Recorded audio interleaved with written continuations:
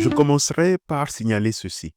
Dans tout ce que j'écris ou publie ici, on s'en doute, je pars d'une série de convictions. J'en parlerai peut-être un jour, mais je pense que la plus fondamentale de ces convictions est la suivante.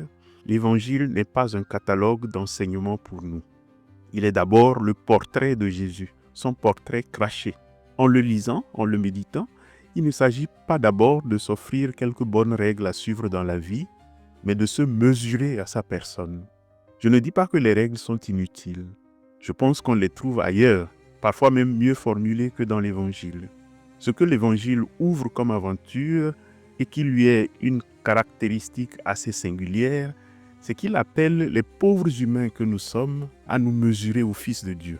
Et Pierre se casse la figure et recommence. Et Thomas ne sait plus où donner la tête et Paul est retourné de fond en comble. Voilà l'histoire dans laquelle il nous engage.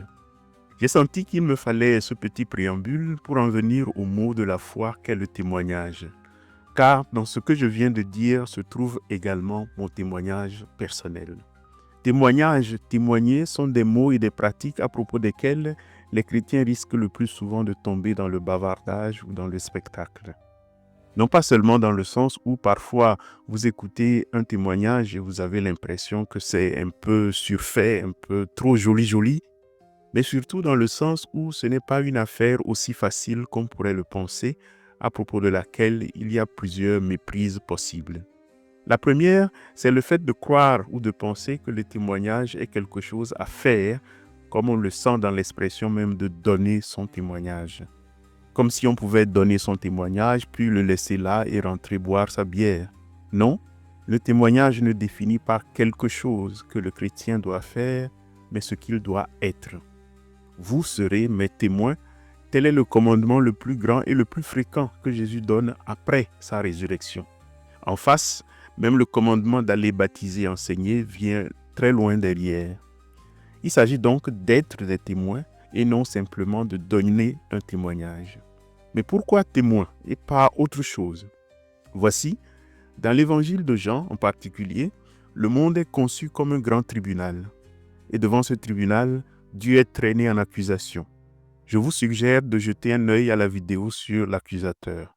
C'est un monde où souvent tout semble accuser Dieu. S'il est là, pourquoi ça souffre? Et s'il est gentil, pourquoi ses disciples se font la guerre, etc., etc.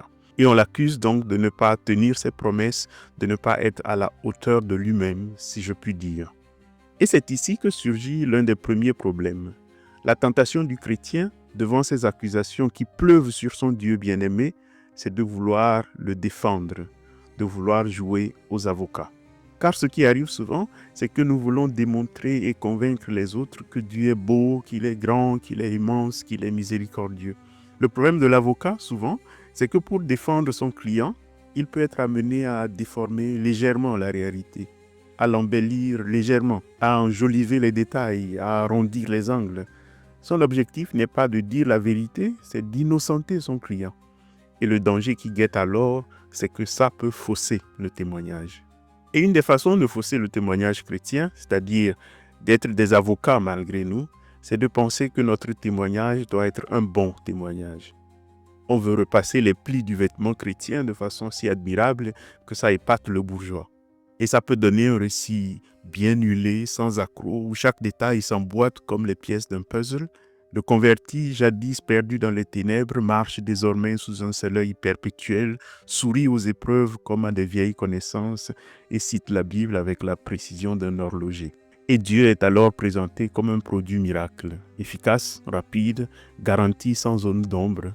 On dirait presque un pitch marketing pour une start-up spirituelle. Ce qui revient alors à transformer le témoin en un commercial et Dieu en un produit. Or, un commercial adapte son discours pour vendre. Et c'est là le problème du bon témoignage. En fait, un témoignage seulement bon, ça n'existe pas. Comme la vérité, un témoignage est toujours en même temps bon et mauvais. Il sera bon pour ce qu'il arrive à faire libérer et il sera mauvais pour ce qu'il contribue à faire condamner. Ou tellement pas bon pour ceux-là qui reviendront faire la peau au témoin.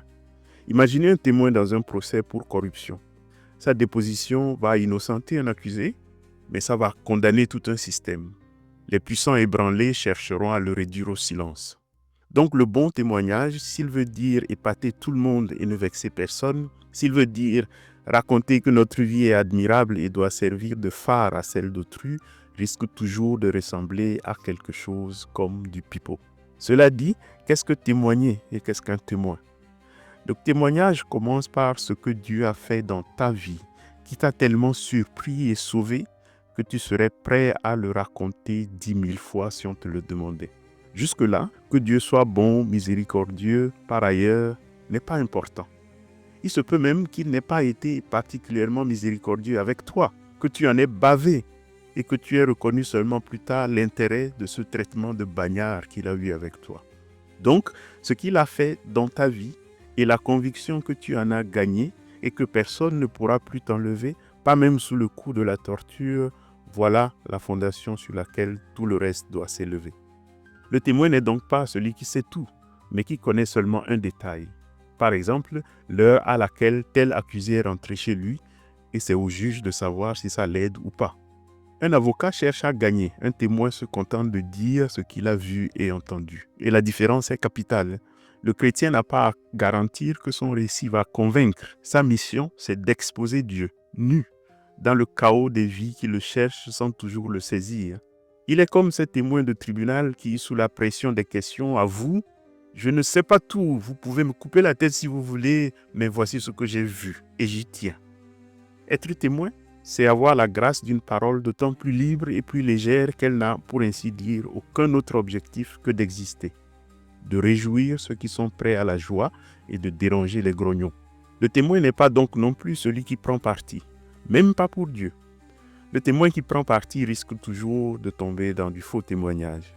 Il ne s'agit pas de prendre parti, mais d'être libre de raconter mon histoire avec Dieu.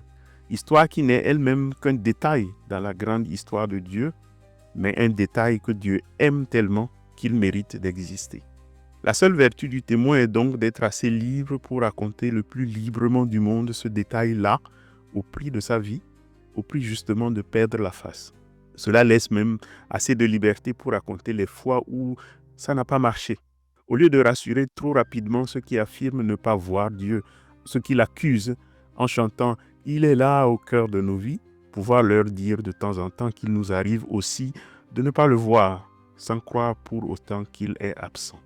Témoigner, ce n'est pas ajouter une vertu à son CV spirituel, ni au tableau de chasse de Dieu. En a-t-il besoin? Témoigner, c'est perdre le contrôle de son image pour laisser jaillir une vérité plus grande que nous, plus belle que nos belles paroles. Une vérité qui finit toujours par éclabousser ceux qui la portent, mais qui aussi les rend libres. Et si cela semble trop exigeant, rappelons-nous, le premier à avoir payé le prix du témoignage, celui que l'Apocalypse appelle le témoin véritable, c'est celui qui a préféré la croix au confort du silence. Et nous revoilà où j'ai commencé.